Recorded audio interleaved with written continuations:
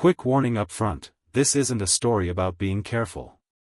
It's about four of us with a full tank of gas, a paper map that lied, and just enough confidence to mistake "no trespassing" for "try me."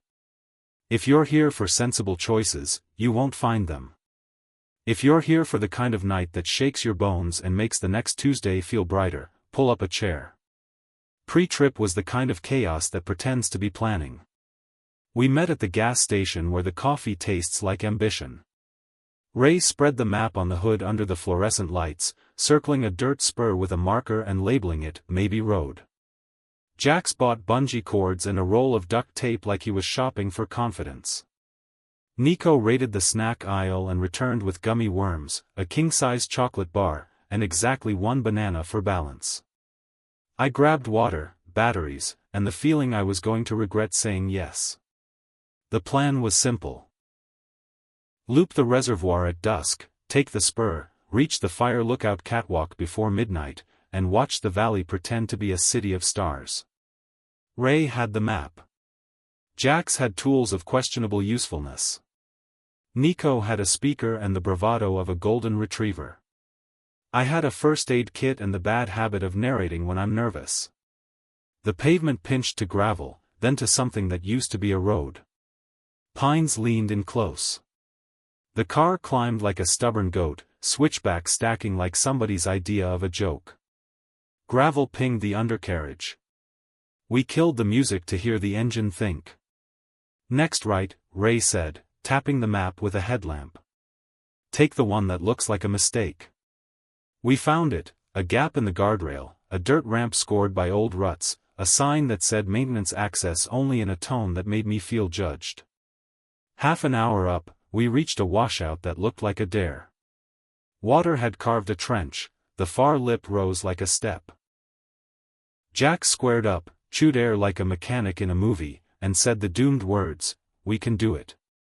The plan involved rocks, 2 gray planks from the trunk, and optimism. Nico spotted. Ray filmed like a proud director. I said, "Slow, slow, slow," so many times it became a prayer. The Subaru crawled, slipped, caught, and lurched free. We hooped so loud a bird panicked out of a tree and cursed us in feathers. Beyond the washout, the ridge opened to a black-blue sky. Wind came with teeth. We hit a forestry gate, chained but not locked, the kind that says, "Don't," without preventing, "Do." ATVs had polished a narrow gap at the hinge. "If we fold the mirrors, we'll clear it," Ray said. "If not, we become modern art." "I love art," Nico said, which wasn't helpful. Jax folded mirrors, eased forward, and the hinge post kissed paint as the skid plate rasped a rock. Then we popped through and slapped the ceiling like champions. The lookout tower rose out of the trees like a ladder stabbed into the sky, a square cabin on stilts with a catwalk around its belly. A sign read "Unsafe Structure" with the confidence of a lawyer. The stairs flexed and sang under us. Halfway up, a gust made the whole thing sway and we froze with the exact same thought, we were beans on a stick. The view at the top erased caution. Highways glowed like veins. The reservoir wore moonlight like a jacket. Nico tried a handstand on the catwalk until Ray yanked his hoodie back down.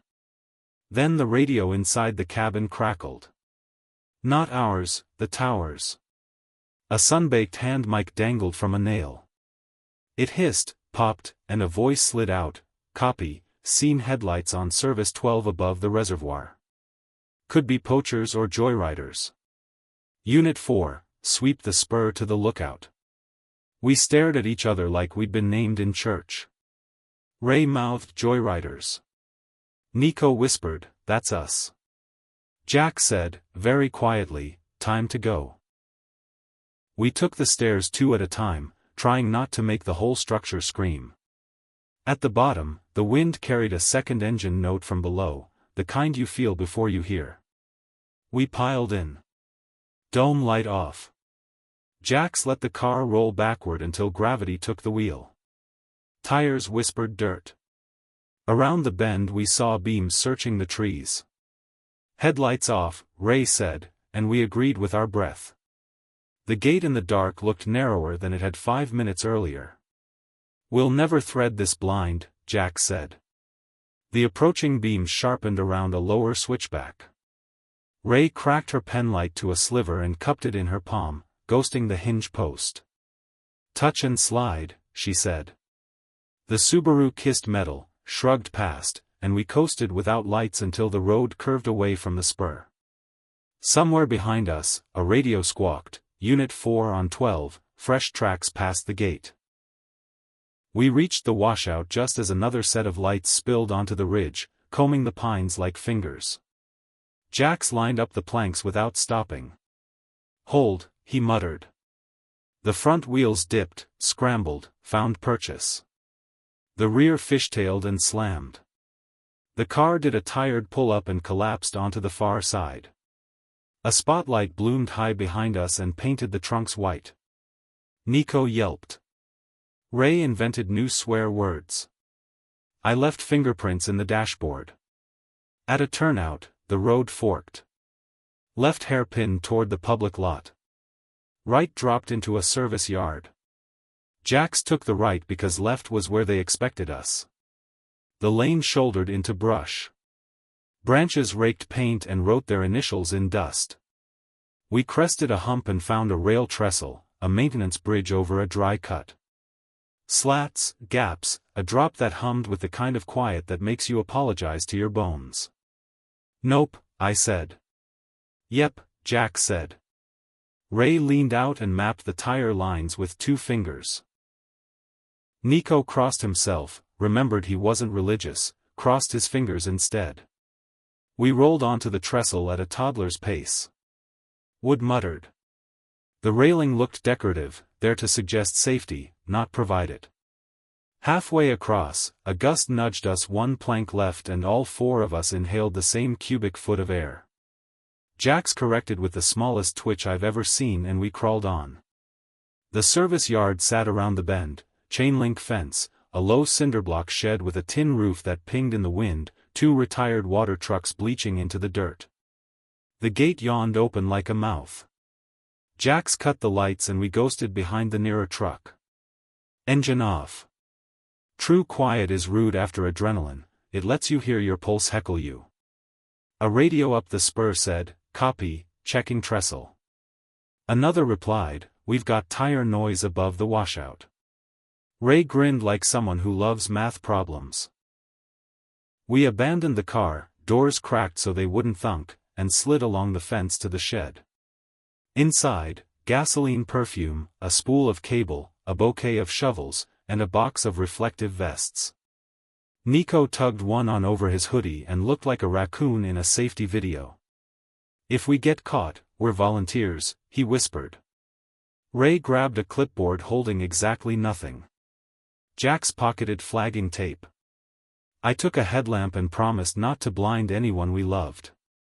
A pedestrian gate at the back opened onto a rocky drainage path lined with willow.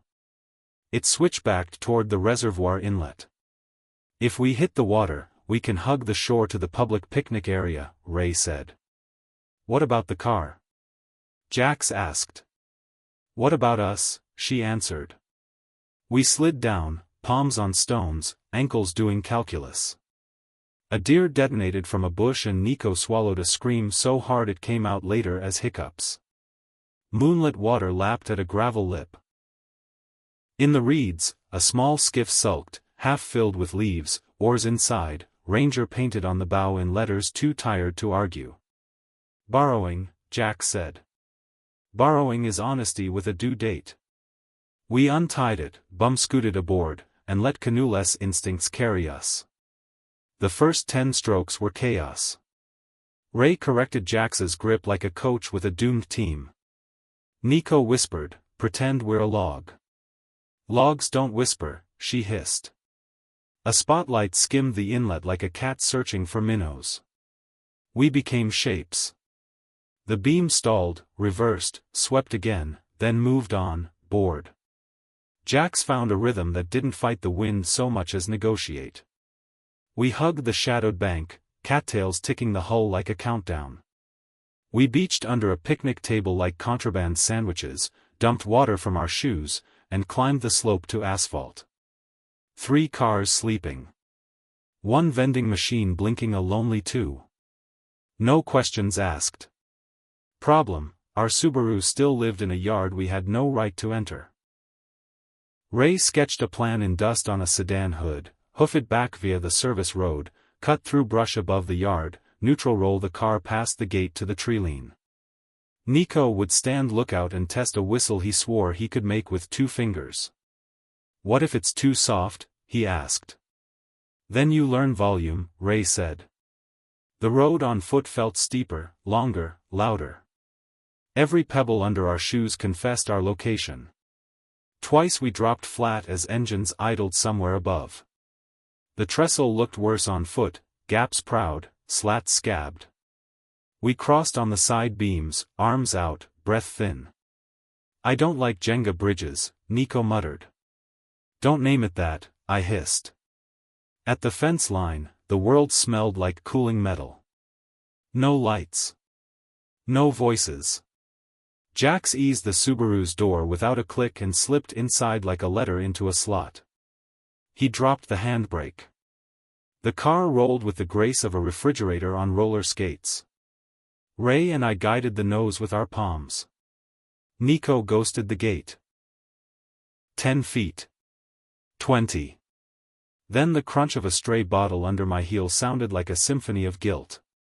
Down, Ray breathed. We knelt behind the water truck as a beam swept the yard slow and patient. It paused on the shed door we'd left ajar. It held, like a stare. Boots scuffed gravel. A voice said, door wasn't open before. Another answered, you want to check it? Silence that tasted like copper. The light drifted toward the far fence and Ray's jaw chose for us. Now. We rolled. Quiet fast. The rear tire kissed a shovel handle and rang a tiny chime. Nico eased the gate wider with 2 fingers. The Subaru slipped through and the darkness swallowed us like a magician's sleeve. Jax popped the clutch, the engine caught with the softest bark a machine has ever made. We glided downhill, lights off, hearts on. Behind us, voices rose into, hey, and then into, stop, but the wind kept our secrets. On the main loop we became citizens again, 30 miles an hour, no heroics, nobody home.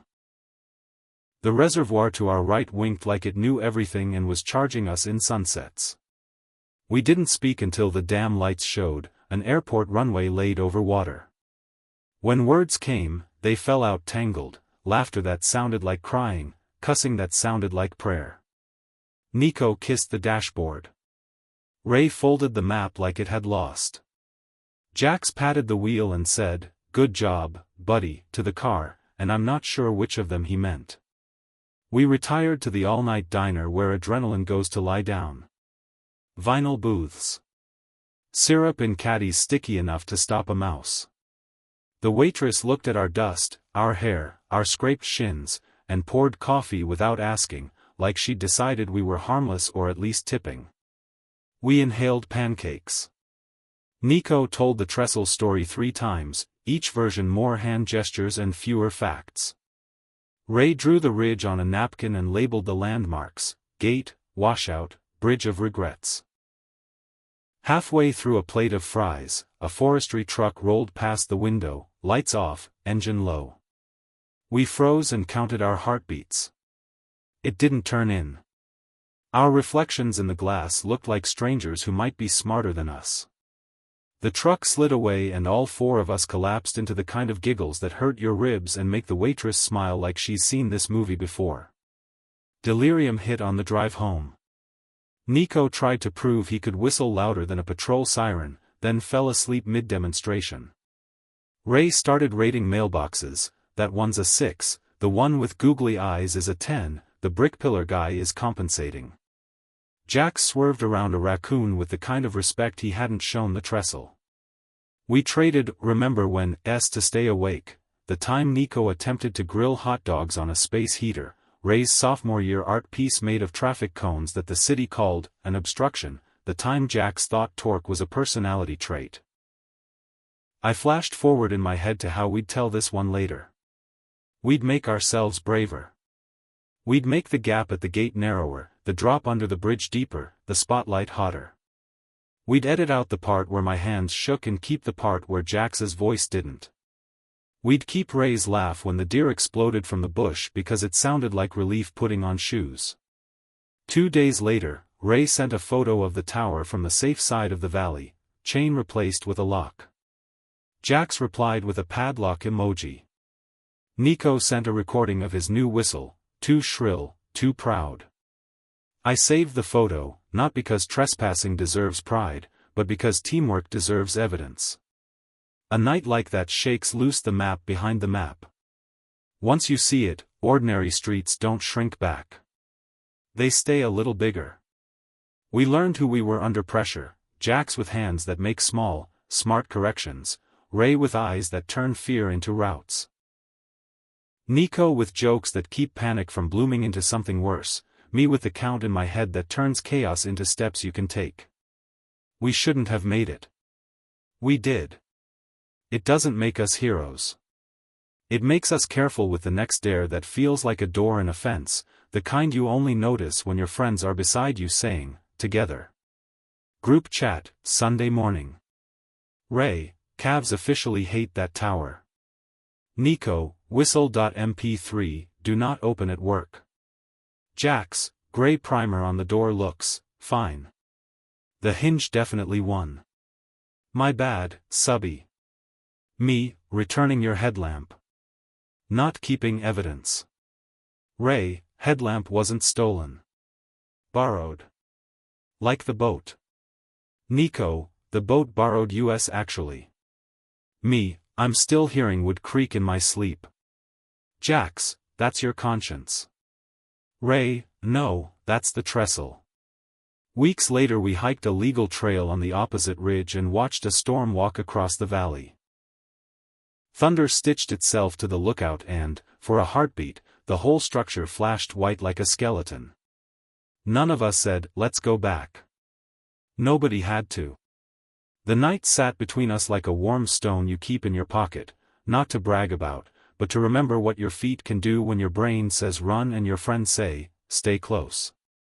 Later that week, Nico tried the whistle in class and got asked to leave. He said it was for science. Ray bought a topo map and marked the ridge with a tiny skull, then drew a heart next to the diner. Jax replaced 2 skid plate bolts and declared the Subaru officially wiser, if not smarter. I kept the napkin map in my glove box, a folded reminder that some detours are intentional. Nico swore the raccoon saluted him, none of us backed him up, but we wanted to. Ray argued that the trestle counted as architecture appreciation and should be worth course credit. Jax ordered new mirrors and texted, next time we measure first, to a group chat that immediately said, there is no next time. On a walk, I found a scrap of flagging tape stuck to my jacket hem like the night trying to follow me home. We started rating gates we saw around town, 1-4, absolutely not, 10-4, please don't, and an 11 reserved for that hinge. At the library, Ray checked out a handbook on trail maintenance and returned it with sticky notes and thanks. Nico tried to name the skiff Ranger Danger, and then decided better of it, which might be a sign of growth. Jax admitted he keeps hearing the sound of wood under wheels when he turns off the car at night. Sometimes I scroll the satellite view and trace the spur with my finger like a quiet dare. We promised to choose safer adventures, then spent 20 minutes debating what safer means. Ray says safer means radios, Jax says safer means torque, Nico says safer means snacks. I say safer means all of that and maybe daylight. The waitress at the diner waved when she saw us a week later and said, no syrup juggling this time, which means we left an impression. I started carrying a tiny whistle on my keychain. It sounds like a bird with stage fright, but it makes me laugh. Jax texted a photo of new tires and wrote, grip is a lifestyle, which Ray turned into a sticker. Nico asked if being chased counts as cardio. I said only if you survive and stretch. We all agreed the valley looked different afterward, like someone turned up the contrast on the night. And that's how reckless becomes memory, in the way the world stays wider when you've tested how far you can push it, and somehow made it back.